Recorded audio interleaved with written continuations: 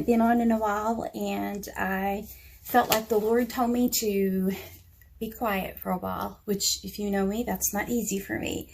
But I want to be obedient, so He had me in a more silent season. And there have been many things I have wanted to come on and share, because when God gives me something that is exciting to me or encouraging or symbolic, and I know He's speaking, my tendency is always to think, well, if this is exciting for me, or this is blessing me in some way, then it's going to bless people I know, or maybe even people I don't know who are going through similar things, because I know so many of us are.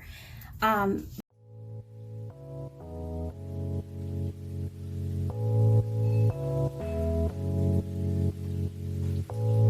got a letter from someone. I'll explain better in a minute. I'm not going to say from who. And God really spoke through it in multiple ways, and I really feel like it's a word for you guys too, a lot of you out there. I was debating whether or not to share this, and God had been letting me know in the past month or so that it was time to come back on and start sharing things from Him, but I wanted to be sensitive to His leading, to not go back until He let me know. And so yesterday, I had...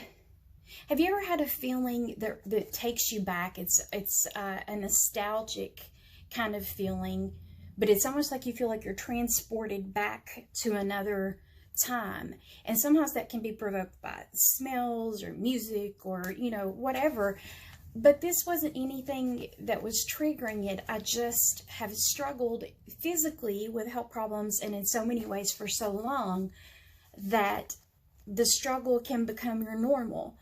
And it's not that yesterday when I had this feeling that I was without pain or struggle, but there was this feeling coming back in my mind, in my heart, in my spirit, that was like a time when I didn't have so much heaviness. And it was a very youthful feeling in that it was unburdened. And you know, if you've been through a lot of hard circumstances, sometimes you can feel beaten down and weary. And there was just this new life and vigor and youth in my mind and in my spirit that made me feel like I used to feel before some of the past few traumas knocked me down. And I thought to myself, the verse, or God put the verse in my head, that He was restoring the years. And you know, there's scripture in Joel that talks about God restoring the years that the locusts have eaten, and He's promised that for me and so many people for so long. But I felt just a glimmer of it, you know, just enough, I believe, for God to say, look, here's a preview. And it was really exciting. And it's not because circumstances had changed, but it was just a preview to say, you can feel again like you felt before. You can, I think we think even as we age, I always thought when I was little that once you got past a certain age, you wouldn't feel things the way you did. Did y'all ever feel that way? Like you were thinking when you're a teenager, oh, you know, if you're married or you know, fall in love when you're 40 or 50 or 60 or something, you're not going to feel that same excitement or that same passion. You're not going to enjoy things the way you do now. And it's not true, because I fell in love young and I fell in love older, and it feels the same. The only thing difference, if you close your eyes in your mind and your spirit and your heart, you don't really know you're old or that you've aged. Your mind and your heart and your spirit still feel the same as if it were you falling in love whenever you're young. And in that same way, I had that feeling in my mind and heart and spirit, like, whoa, like there's this restoration. And I felt God saying He's restoring the years. And so some of you that think it's been so long that even when God does bring these things He's promised to me, I'm not going to enjoy them with the same vigor that I would have 5, 10, 20 years ago. That's not true. And God gave me, and that's going to make me want to cry. God gave me a little teeny taste of that. And it was good. It was good. So just know. And then I heard later that day, a wonderful video I was listening to by Tim Sheets. And there have been some really good ones this past few, if you want to go look on his YouTube channel. And so much of what God had been showing me was confirmed and echoed, including that scripture. So I knew that was confirmation.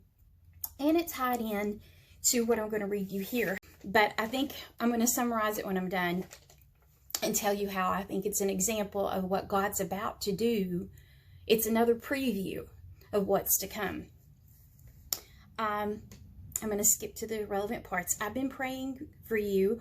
I was listening to Christian radio in my car today, and there's a book they were reading called Hind's Feet on High Places. And maybe that's something one of you need to go look up.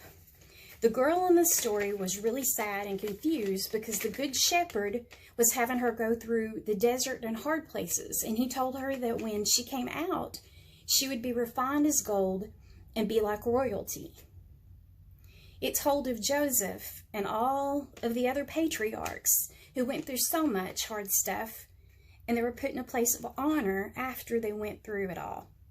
I thought also of Shadrach, Meshach, and Abednego, who actually were put into the fire and it never consumed them. You know, and they didn't even smell like smoke. You're going to come out of things not even seeming like you've been through what you've been through. It's going to shock people because God's going to restore you so greatly that people, when they find out your story, if they get to know you before they know your story, are going to be blown away because you're not going to look like what you've been through. I'm going to find my place now. And the fire never consumed them, and they were promoted afterwards. I believe God was really speaking to me and to you about difficulties we go through. Your pain and health problems are so physically painful and have gone on for so long, it's hard for me to even comprehend. But I really believe God was showing me that you're going to be coming out of this refined as gold, and you'll be promoted to the place God has in mind for you. I really felt God speaking to me about it, and I believe it. And you will reap your harvest in due time, which is Galatians 6:9. There is an appointed time for the things that God has promised us. And we need to be in obedience, and we need to let Him lead us, and we need to cooperate with healing and changing of mindsets. Absolutely, we need to give when He tells us to give, and speak when He tells us to speak, and be quiet when He tells us to be quiet. But the truth is, there's nothing we can do outside of His instructions that's going to bring the blessing and the honor and the healing and the deliverance that we've been promised. There's a set and a point in time, and we will reap if we faint not. And I believe it's coming really, really soon. And I think that was a preview because that was so Holy Spirit.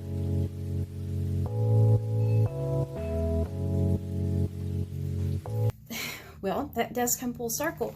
You're not going to look like what you went through. You know, I think I did for a while, but when you're healed and you're restored and you're emotionally healthy and God brings the good out of what you went through, you're going to be refined by the fire, and He'll bring beauty from the ashes, and you're going to be restored to honor.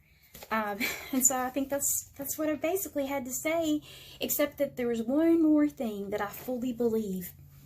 I don't know if you guys are people who make to-do lists, but I've done that my entire life. And ever since I was probably in high school and I would make those lists, I got such satisfaction from checking off my to-dos. I love to feel productive, you know. And so it was motivating for me, and it felt like I was validating myself, I guess, even if no one else was. And so if you've ever made a to-do list, have you ever finished your to-do list? What do you do once you do that if you're a list maker? You make a new list. You're like, okay, I've done all that. I've done it. It's done. Check, check, check. And life gives you more to-dos, whether you're ready to make a list for it or not. But you make a new list.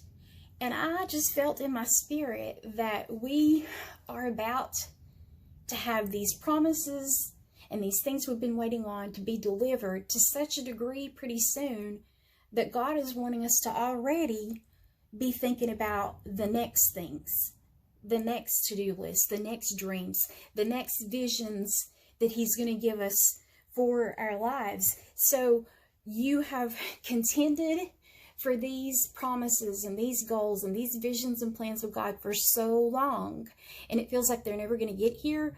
But I'm here to say that the Lord is telling us, get ready to make some new lists, some new promises you're waiting on, to hear from him on some new plans. And for the record, I have been hearing new plans, or they may even be just more details about those plans that are going to unfold.